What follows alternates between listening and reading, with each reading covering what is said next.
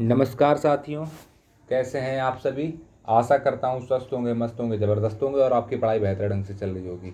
हम लोगों ने गुणनखंड के पहले भाग को पढ़ लिया था। आज हम लोग दूसरे भाग को पढ़ेंगे। उस दिन हमने गुणनखंड को की संख्या कैसे निकाली जाएगी इसके बारे में पढ़ा था। कितने गुणनखंड, किसी भी सवाल में किसी भी संख्या का पूछ दिया जाए, मान लो 78 का पूछ दिया जाए कि बताइए इसमें कितने गुणनखंड हैं, तो आप लोग कैसे करेंगे, इस चीज़ को हमने आपको बताया था। आज हम लोग पढ़ेंगे कि गुणनखंड, सम गुणनखंड कैसे निकालेंगे और विषम गुणनखंड कैसे निकालेंगे। चलिए आज थोड़ा सा रिवीजन कर लेते हैं, फिर उसके बाद हम लोग नए टॉपिक पे चलेंगे। जैसे ये संख्या 60 दी गई है, आपको बताना है कि 60 में कुल कितने गुणनखंड हैं। आप लोग वीडियो को पॉज करके बता सकते हैं। तो हम लोग देखते हैं, उम्मीद करते हैं आपने पॉज करके हल किया होगा। 60 के देखते हैं कैसे गुणनखंड निकालेंगे। 60 के गुणनखंड निकालने के लिए हम इसको लिख सकते हैं ऐसे, 6 गुणा 60 के रूप में, 6 गुणा 10 के रूप में। गुणनखंड निकालने का तरीका क्या होता है कि किसी भी संख्या को तब तक तोड़ो, मतलब उस संख्या को अभाज्य संख्या के रूप में तोड़ो। तो इसको हम 6 को तोड़ सकते हैं 2 गुणा 3 के रूप में, और 10 को तोड़ सकते हैं 2 गुणा 5 के रूप में। अब आप यहाँ पे देखो कि 2 की घातें कितनी बन गई हैं, 2 की घात 2 बन गई हैं। 3 की घात कितनी बन गई है, 3 की घात 1 बन गई है। 5 की घात कितनी बन गई, 5 की घात भी 1 बन गई है। जब हम कुल गुणनखंडों की संख्या ज्ञात करते हैं, कुल गुणनखंड कितने हैं, तो क्या करते हैं, जो भी घातें हैं उनमें एक को जोड़ देते हैं, एक को जोड़ देते हैं। जब हमने यहाँ पे एक को जोड़ा सब में, तो कितना हो जाएगा, ऊपर हो गया 3 गुणा 2 गुणा 2। फिर मतलब क्या है कि पहले जोड़ देते हैं, उसके बाद जो घातें होती हैं उनको आपस में मल्टीप्लाई कर देते हैं। तो अब इन सब का गुणा करें तो कितना मिलेगा, 3 दूनी 6 दूनी 12, यानी कि 60 के गुणनखंडों की संख्या कितनी है, 12। अब यदि आपसे यही सवाल पूछ लेता कि 60 में सम गुणनखंडों की संख्या कितनी है या विषम गुणनखंडों की संख्या कितनी है, तो हम इसको कैसे निकालते। चलिए हम लोग सबसे पहले विषम गुणनखंड की विधि देखते हैं। विषम गुणनखंड की, तो आपने अभी देखा था कि 60 के कुल गुणनखंड कितने निकल के आए थे, 12। अगर हम इसमें विषम गुणनखंड निकालेंगे 60 के, तो हमें क्या करना पड़ेगा, उसको अभाज्य संख्या के रूप में लिखना पड़ेगा। अभाज्य संख्या का मतलब अभाज्य गुणनखंड के रूप में। तो यानी यहाँ पे इसके अभाज्य गुणन क्या आते हैं, 2 की घात 2 गुणा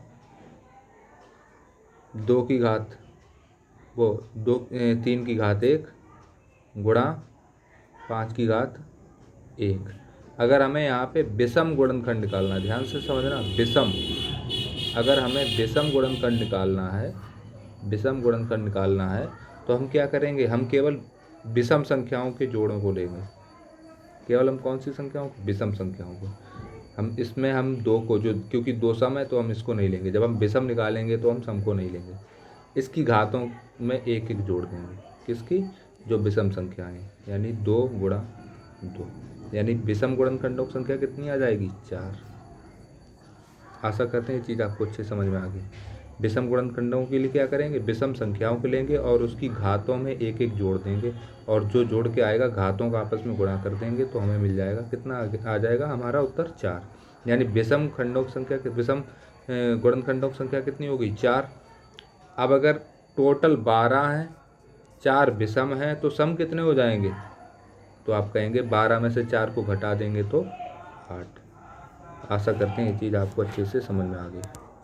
आइए हम लोग एक सवाल को और करते हैं। अब आप सवाल है इसमें 72 के कुल गुणनखंडों की संख्या और विषम गुणनखंडों की संख्या या सम गुणनखंडों की संख्या ज्ञात कीजिए।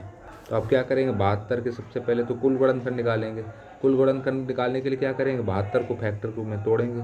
72 तक पहुँचने के लिए 24 गुणा 3 हो सकता है, 24 तियाँ 3, 24 तियाँ 72, या हम इस, अगर आप 24 तियाँ नहीं कर सकते तो 18 चौकू 72 भी होते हैं।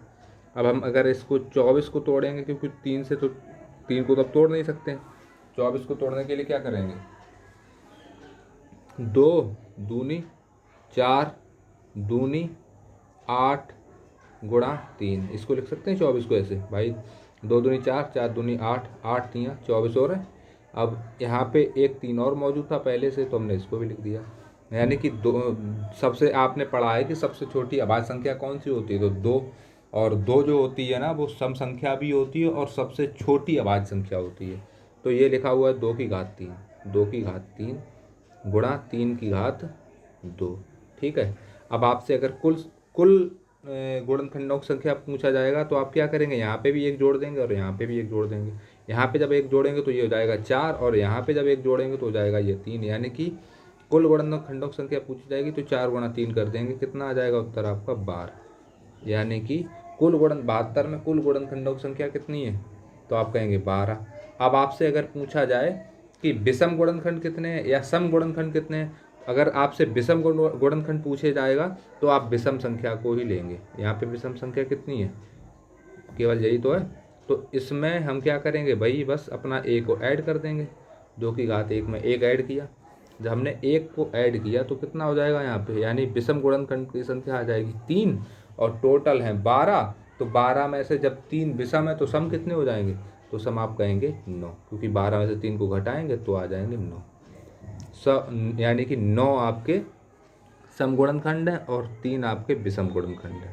आशा करते हैं आपको ये चीज़ समझ में आ गई होगी। मेरा मानना है कि अगर कॉन्सेप्ट आपको समझ में आ चुका है, फिर सवाल कितना भी बड़ा हो आप उस सवाल को आसानी से हल कर सकते हैं। अब जैसे अगर यहाँ पे कोई भी सवाल देख लो, जैसे कि यहाँ पे दे दिया जाए, आपसे सवाल में कहा जाता है, मान लो कि यहाँ पे 360 है, 360 में गुणनखंड 360 के गुणनखंडों की संख्या ज्ञात कीजिए। तो आप क्या करेंगे, इसको लिख सकते हैं 36 गुणा 10। अब 36 को आप कैसे लिख सकते हैं, 2 गुणा 3 गुणा 2 गुणा 3, देखो ना 2 3 6, 6 दूनी 12, 3 36, और 10 को लिख सकते हैं 2 गुणा 5। हमको क्या करना है, हमको सबसे छोटी अभाज्य संख्या में तोड़ना है, यानी कि उनसे छोटी कोई संख्या हमें मिले ना। तो यहाँ पे देखो 2 की घात कितनी हो जाएगी, 1 2 3, यानी 2 की घात 3 हो जाएगी। तो हम यहाँ पे डायरेक्ट इसको करेंगे, यानी कि घात हम नहीं लिखेंगे, हम सीधा सीधा लिखेंगे। देखो 2 की घात है, 2 की घात 3 है, तो हम डायरेक्ट लिखेंगे 4 घात के रूप में, फिर गुणा का चिन्ह लगाया। यहाँ पे 3 की घात 2 है तो हम 3 की घात लिखेंगे 3, गुणा का चिन्ह लगाया। यहाँ पे 5 की घात 1 है तो हम डायरेक्ट लिखेंगे 5 की घात 2, यानी 2 का गुणा करेंगे। तो अब इनका आपस में गुणा करो, 4 3 12 दूनी 24, यानी 360 के कुल गुणनखंडों की संख्या कितनी हो जाएगी, 24। आशा करते हैं आपको ये चीज़ समझ में आई। अब इसके बाद अगर आपसे पूछा जाए सम गुणनखंड की संख्या कितनी होगी, तो हम आपको बता रहे हैं कि विषम गुणनखंड का वाला जो तरीका उसको समझ लो, सम आराम से निकल आएगा। देखो विषम संख्या कितनी है यहाँ पे, 1 2 और ये 3। ऐसा नहीं कि आप इनमें आपस में 3 है तो 1 जोड़ के 4 कर देंगे, ऐसा नहीं करना है। देखो एक जैसी 2 संख्याएं हैं, तो यानी कि यहाँ पे 3 की घात 2 होती, तो यहाँ पे आप सीधा सीधा 3 की घात 3 मानेंगे, गुणा 5 की घात 1 है तो 5 की घात 2 मानेंगे, यानी 3 दूनी 6। 6 संख्याएं जो निकल के आई हैं वो कैसी आई हैं आपकी, सम संख्याएँ, वो विषम संख्याएँ। तो सम कितनी हो जाएंगी, 24 में से अब 6 को घटा देंगे तो आपको उत्तर मिल जाएगा कितना, 18।